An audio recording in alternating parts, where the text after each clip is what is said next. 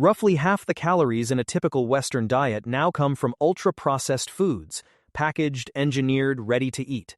You've heard they're bad for you. But what actually happens inside your body when you eat them, and how much of the panic is real? Here's the hook.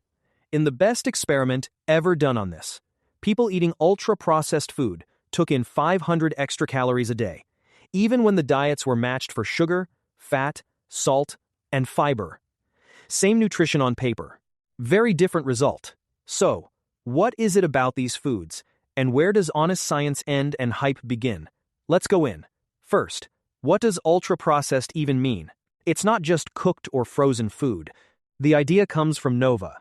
Industrially formulated products made with ingredients and additives you would not find in a home kitchen, like protein isolates, emulsifiers, and flavorings. Honesty flag. Scientists argue about the definition. When researchers classify foods, they often disagree. The category is broad and fuzzy, with no single measurable property that defines ultra-processing by itself. So the label is imperfect. But the experiment suggests something real is happening beyond the label. The question is why matched nutrition would still make people eat more. In that landmark study, researchers brought 20 people into a controlled ward and fed them, for 2 weeks each, either an ultra-processed diet or an unprocessed one. The diets were matched for calories offered: sugar, fat, salt, and fiber. People could eat as much or as little as they wanted. On the ultra-processed diet, they ate about 500 more calories a day and gained nearly a kilogram in 2 weeks. On the unprocessed diet, they lost about the same. Identical nutrition on paper. Opposite results on the scale. The food changed how much they ate. The leading explanation is eating speed. Ultra-processed foods are often soft, dense, and easy to chew, so they go down fast. Measured directly, people eat unprocessed food at about 35 calories a minute and ultra-processed food at nearly 70, twice the calories in the same time. Speed matters because fullness signals are slow. Your gut releases "I'm full" hormones, but they take time. Eat slowly, and signals like GLP-1 and PYY rise and tell you to stop. Eat fast, and you may overshoot before the message arrives. There is also calorie density. More calories packed into each bite, with less bulk to fill your stomach. Soft, dense, fast, and easy to overeat. That combination is engineered, intentionally or not, to get past your body's brakes. But this is not only about calories. Ultra-processed foods are usually low in fiber, and fiber is the food your gut bacteria depend on. When gut bacteria ferment fiber, they produce short-chain fatty acids, especially butyrate, the primary fuel for the cells lining your colon. Butyrate helps keep that lining sealed. Less fiber means less butyrate, and a gut wall that may not seal as well. There is a twist that ties back to fullness. Some fiber-made compounds also trigger those same gut, "I'm full" hormones. So a low-fiber diet may blunt satiety from 2 directions at once: fast eating and a quieter gut. Some additives may matter too. In mice, certain emulsifiers common in ultra-processed foods thinned the protective mucus layer, disturbed the microbiome, and triggered inflammation. That is striking, but caution matters. Most additive evidence is from animals or very small human studies. One direct human trial had just 16 people. The fiber and butyrate story is well established in general nutrition, but the ultra-processed specific version in humans is still mostly associations. Real signal, early evidence. Still, between overeating and a stressed gut, you would expect long-term consequences. And large studies do find them. So, how bad is it, really? When researchers pool long-term studies involving millions of people, high ultra-processed intake is consistently linked to higher rates of obesity, type 2 diabetes, heart disease, and earlier death. One major umbrella review rated the links to diabetes and cardiovascular death as among the most convincing. Some numbers: the highest ultra-processed consumers had roughly a 50% higher rate of death from heart disease and about a 12% higher diabetes risk for every 10% of their diet that was ultra-processed. The dose seems to matter. Part of this may run through inflammation. Higher ultra-processed intake tracks with higher inflammatory markers in the blood. Much of that is explained by the extra body fat it drives, but not all. Some inflammatory signal remains even after accounting for weight. There may even be a brain signal.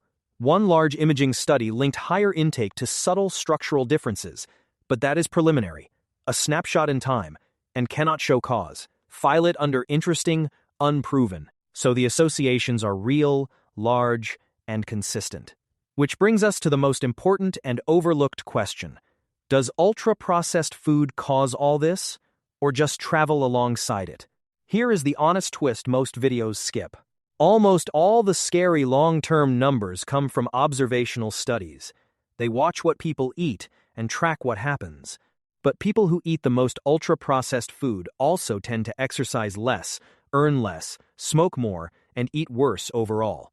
Those things harm health too. Statisticians can estimate how strong a hidden factor would need to be to explain away a link, and for ultra-processed food and weight gain, a fairly modest, unmeasured difference could account for a chunk of it.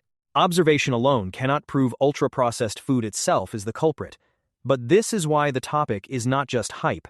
The controlled ward experiment cuts through confounding. Same people, matched nutrition, only the processing changed.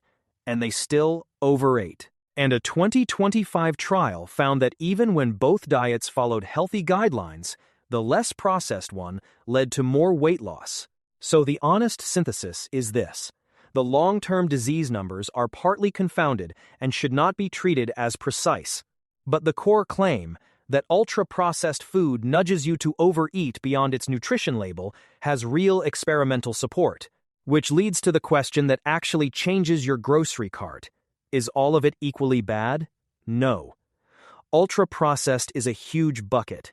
By the strict definition, it lumps soda and processed meat together with whole grain bread, plain yogurt, and baked beans. Treating those as equally harmful makes no scientific sense. The data backs that up. When researchers split the category, sugary drinks and processed meats drove most of the heart disease and diabetes risk.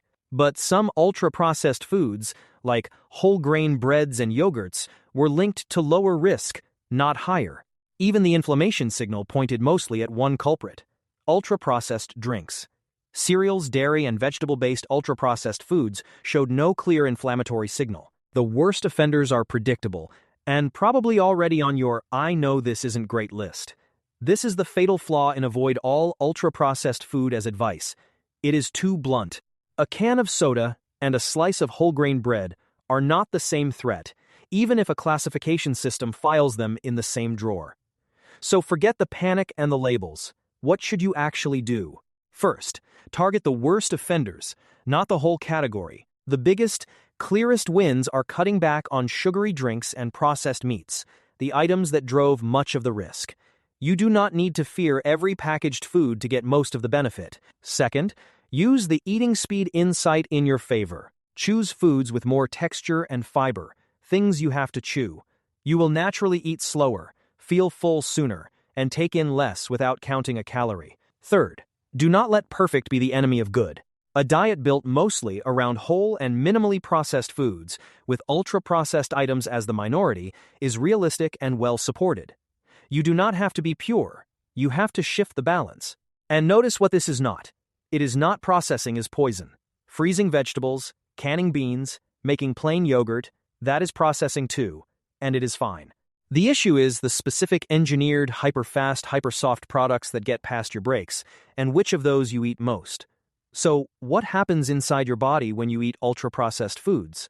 The best-built ones are soft, dense, and fast, slipping past fullness signals so you eat more than you mean to, an effect shown even when nutrition is matched. A low-fiber diet may quiet your gut and appetite signals at the same time.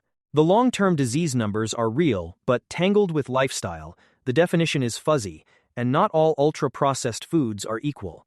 This was never all processing is poison. It is that some engineered foods are built in a way your body struggles to regulate.